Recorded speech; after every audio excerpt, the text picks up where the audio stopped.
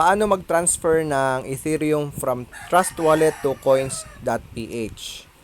First, kunin nyo muna yung wallet address ni coins.ph kasi doon nyo ipapadala yung Ethereum nyo. So, punta kayo kay coins.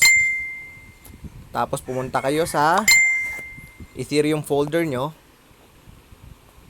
Kasi Ethereum yung pagkukuhanan, di ba? Ethereum folder.